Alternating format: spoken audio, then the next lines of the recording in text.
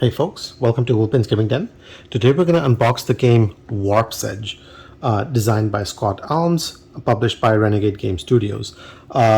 This is an interesting one for me because it's a solo-only game. Now, I don't play a lot of solo games, but this is solo-only. It's not a game that has like a solo mode or something, but it is dedicated for that, and it's something that I learned just when I picked this up. It's part of some sort of a solo hero series by Renegade Games. That's not a series that I'd heard of before, but just by looking at this, it intrigued me quite a bit. There were a few things to it. I have played a couple of solo-only games in recent years, and I was pleasantly surprised by them. I played the Arkham Files, the Witch Trials solo game, which I was pleasantly surprised by in terms of how thematic it was. I played Unbroken, which was another sort of like one a while back, and I was pleasantly surprised by that. So when I saw this, solo-only thing, and solo game with storybook included. So, when I connected those two dots, it intrigued me quite a bit. And I thought I would just pick it up and sort of like see what this game was all about and see if this is something that was up my alley. So we're going to start by doing the unboxing in this video, and hopefully in maybe a couple of weeks time I'll try and have the tutorial for this up as well, if that's something that's of interest to you guys. And whenever that does happen, I'll have the link for that posted down below as well. So depending on when you're checking out the video, if you want to learn the game and how it plays, just check out and see if the link is up there or not at the moment. But let's crack into it and see what we have inside the box. Now, the artwork is it's all right. I mean, I'm not going to say it's very striking or anything, but it has a sci-fi theme to it. Obviously, you get a sort of like a flying spaceship slash combat ship, whatever, that's firing on all cannons and seems to be chased by something else. Looks like a bigger ship in the background, I think. So it definitely has a strong sci-fi element to it. Looking at the back end, we'll definitely have some cards, tokens and chits and whatnot, but instead of us guessing what's in here, let's crack into it and see what we actually do. But before we do, obviously we can see here that it is meant for one player only and expected to be played in 30 to 45 minutes. So it's a decent amount of length for you to have something that's maybe a bit more of a meaningful gaming experience rather than something that's very light on that front. So it ticks a number of boxes for me that make it quite interesting. So I want to see what this game is all about. So here we go. Now, looking at this again, we had seen the artwork, but there is a bit of embossing that's going on in here. I don't know if you guys can make it out or not. This is shinier compared to the rest of it. This is a little shinier. And on the back end, there's a bit of embossing with these things going on. So nice production on it so far. Now, Renegade does do good stuff generally, so that's not surprising. Inside the lid is pretty standard. Next up, well, I was going to say that this is the rule book, but then I realized that this is the rule book. So let's maybe start by looking at the rule book and see what's happening in here. Now, it's not a small rule book, so there's definitely a few things happening. So we'll crack into it. Gives you an introduction. It's a solo game. You are Taylor Minde, rookie pilot in the Force's Outer Rim division. Well, suddenly reminds me of Outer Rim, the Star Wars game. But here we have the components. So we're going to get some bags, cards. Explains what the cards and the boards do. Explains what the mothership does, game storage. So it looks like there's going to be a storage solution, which is nice. Game setup, and it's numbered, so that's good.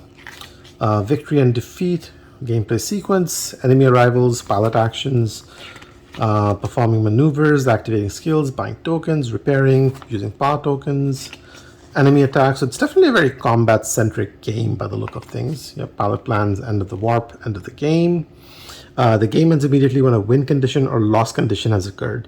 Do not finish the turn or even the current steps of the turn. So there you go. Pretty definitive. There's a bit of a glossary in the background, motherships and their explanations, and some nice artwork, explanation of the power tokens. So overall, it definitely seems like there's a few things happening in here. So it's going to be interesting cracking into it and seeing what's happening with the game itself. Now, we have something called Singularity in here, written by Banana Chan, illustrated by Tyler Johnson. So this might be the storybook, I think, that we were reading about at the top. So yeah, part 2. So there's a lot of reading, and this is thematic Story, so at every turn it gives you options in terms of what you're doing and tells you to go to a specific page. So if you've played sort of like choose your adventure kind of rulebook, it gives off a similar vibe to it. I'm not going to go through in more detail than we already did because I don't want to spoil things for you or for myself. So, but there is the storybook right in there, which you can use to add a little bit more flavor to the game, I would assume. Marketing brochure, we're going to move that to the side. This is the other one, I think, from the Solo Hero series, Proving Ground. So if this goes well, maybe I'll pick that up. Who knows? Let's see. All right, now we have a whole bunch of cardboards, and I already like the looks of this resource trays, which certainly seem quite striking. So looking in here, these are punch outs, I'm assuming. Yep, they are. So this is your ship, and it's double-sided, so you can use Achilles on this side, Artemis on this side, and you have these different tokens, which are punching out all right. I mean, for a second there I was like, maybe it's sticking a little bit, but I think they've punched out cleanly enough, so all's well there. Thickness is not bad. Let's see if I can make it a little bit clearer for you guys. Thickness is all right. It's pretty standard. So that's there. More ships and more tokens.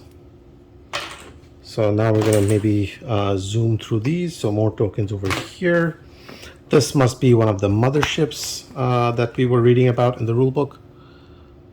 Yep, that's there. And it is double-sided. So you have the Dread over here and the Duo on the other side. You have Hydra on this one with the Array on the other side. And they certainly look different enough. Like, this is certainly very different from this one over here. So hopefully there's variability in here. And at first glance, I would say it certainly looks that way. Whoa, this is very cool. So you have the Revenant on this side.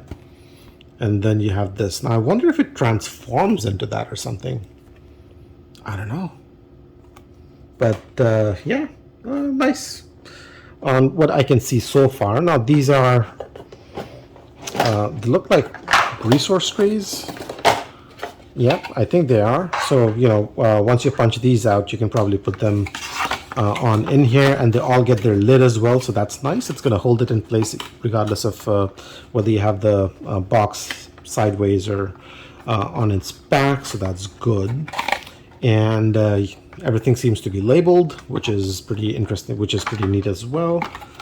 And the shape seems to be something that fits quite too. So nice little touch. Again, it's not particularly thick, but I think it's pretty standard for what you might expect. And again, it's not an expensive game, so I am not going to knock it for that. So those are the two trays that the game comes with.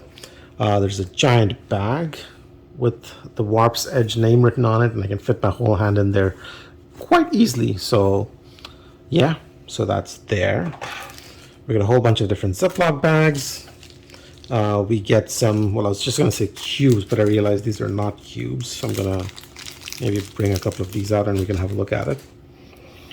These might be markers of some sorts. Yeah. Yep, there we go. So these are markers of some sort, which you might be using. There's 4 of these. And it looks like there's an insert at the bottom over here as well, so you can have, once you've punched everything out, I'm guessing there are going to be spots for different things going in here as well.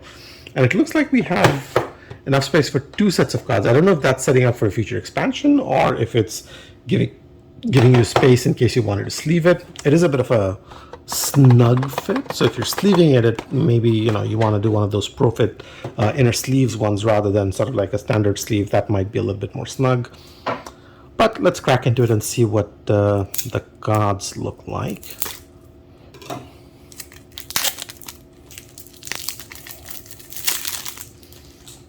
All right. So here we have cards: Fury, Intruder, Mercenary. Now they seem to correspond. Looks like these are ship cards of some sort.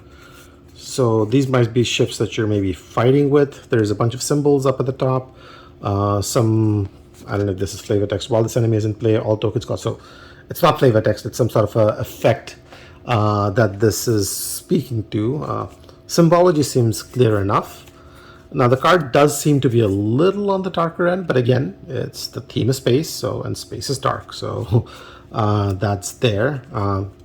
They do seem to be colored differently as well, going from yellow through orange to red, maybe signifying the difficulty of those cards. And then you have these, maybe these are action cards that you're playing? Possibly. This reminds me of that character from Borderlands. I don't know if any of you guys are video game fans or not, but small little tidbit there. Artwork seems all right. I mean, it's nothing fancy. It's nothing exceptional, but it's all right. I think it does the job it's supposed to do. There's a reference sheet at the end. And in terms of stock quality and thickness, could have been thicker, but pretty standard, I would say. I mean, they're not too bad, but I wish they were maybe a smidge thicker. I would not be complaining if they were. But yeah, but that's it. That's everything that comes in the box for Warp's Edge. It's pretty interesting. I'm definitely looking forward to trying this out and seeing how all the components fit in here once we have everything all set up and running. Just by looking at these, it feels like they go in here, so I'm very curious to find out what actually fits onto these slots. And then with the extra one in here, maybe it is expansion stuff, who knows. But that's it. That's everything that comes in the box for Warp's Edge. And again, like I said, if you have a copy of this and you've been trying to have it played at home, haven't gotten to it, I will have a tutorial for this up pretty soon. Check that out. I do have more tutorials, unboxings, and reviews going out on a regular basis, weekly as a matter of fact. So if that's something that's of interest to you, subscribe to the channel, and that way you can stay up to date when and as things are posted. In the meanwhile, thanks for watching. If you have any thoughts, comments, suggestions, feel free to leave them down below. I'll get to them as soon as I can. And I'll see you at the next one. Take care.